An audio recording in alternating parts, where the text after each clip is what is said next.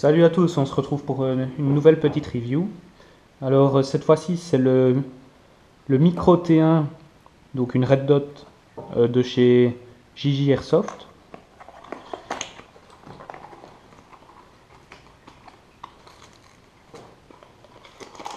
Voici le Micro T1 et voilà le contenu de l'emballage.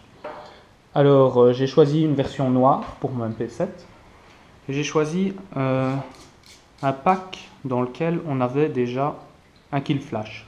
Comme ça, je risque pas d'avoir une bille qui va venir briser la lentille de mon Micro T1.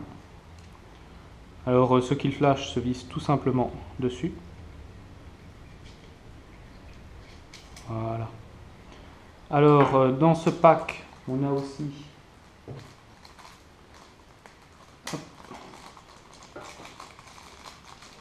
des protections de lentilles. Alors ces protections viennent tout simplement se déposer dessus. Voilà. Bon, ça c'est quand on ne joue pas avec ou quoi, on peut les mettre. Moi, elles ne me servent pas spécialement. Il y a une pour l'avant, une pour l'arrière.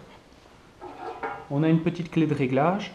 Donc la petite clé va venir servir à resserrer le boulon qui est ici, pour que l'attache QD se fixe convenablement sur le RIS. Alors je vous conseille de faire attention parce que moi j'ai déjà dû forcer un peu dessus. Le boulon n'est pas très solide. Et ici la clé, comme vous voyez, n'est pas super bien faite. Elle ne serre pas tout le boulon. Donc je vous conseille de le faire peut-être avec une clé qu'on trouve dans le commerce et pas la clé qu'on vous a donnée. Alors qu'est-ce que l'attache QD? Donc c'est une attache rapide pour fixer le T1 assez vite sur le RIS sans devoir resserrer à chaque fois une vis, une clé Allen ou n'importe quoi. Alors ce Micro T1 a plusieurs enfin pas réticule, mais il a plusieurs couleurs pour son réticule. Donc le réticule du Micro T1 c'est un point. Alors hop, on va essayer de voir ça à la caméra. Je vais essayer d'ajuster convenablement.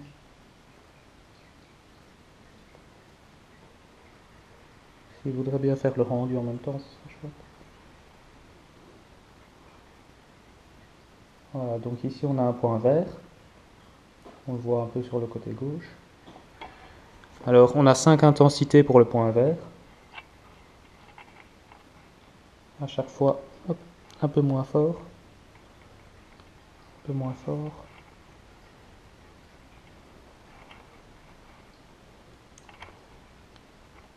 J'espère que ça qu'on voit encore le point. Hop. Là donc on est sur 1, donc là vous voyez peut-être quasi plus rien. Et coupé. Donc on a un petit G ici sur la roulette, donc c'est green. 1, 2, 3, 4, 5, 6. Enfin 1, 2, 3, 4, 5. Puis après on a R, c'est pour red. Et 1, 2, 3, 4, 5 aussi. Donc on va commencer par la plus grosse intensité de rouge. J'espère que vous voyez quelque chose. Je vais jouer un peu avec pour que vous puissiez voir. En quatrième intensité, troisième, donc c'est plus en plus faible. En première et coupé. Donc voilà. Alors, pour le T1, il faut une pile. Donc, je vais vous dire la référence. C'est une CR 1632 en 3 volts. Donc c'est une petite pile plate.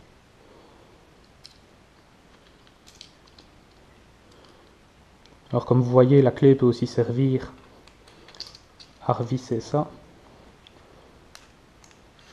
Ce qui n'est pas plus mal parce qu'on n'a pas de tournevis tout le temps en partie. Voilà. Pour régler le T1, c'est très facile. Il suffit de dévisser ceci. Et on arrive sur une petite molette. Alors gardez le capuchon parce que le capuchon va vous servir à régler cette molette. Donc vous voyez sur le capuchon il y a deux petites proéminences. Vous les enfoncez ici. Et il suffit de tourner vers l'avant ou vers l'arrière. Et vous allez voir que votre point va se déplacer de gauche à droite et de haut en bas selon lequel de ces deux roulettes vous réglez. Voilà, il suffit après de reboucher, ni vu ni connu. Donc voilà, dans le pack on a aussi une petite loque, donc la petite loque qui sert à nettoyer les lentilles. C'est très pratique, parce que ça arrive vite qu'il y ait de la buée, qu'on mette nos doigts dessus pour essayer de l'essuyer, puis après qu'on ait les marques des doigts. Donc ben voilà, c'est un peu tout pour cette red dot. Donc c'est une red dot assez facile à utiliser, tout comme les holos, donc les viseurs holographiques. On peut garder les deux yeux ouverts en visant, car le point rouge va toujours rester au même endroit. Donc ça, je vous conseille de tester, parce que c'est assez marrant à essayer. Donc voilà, ben c'est tout pour cette petite review. J'espère que ça vous aura plu, et n'hésitez pas à me le dire. A plus dans une prochaine vidéo. Bye!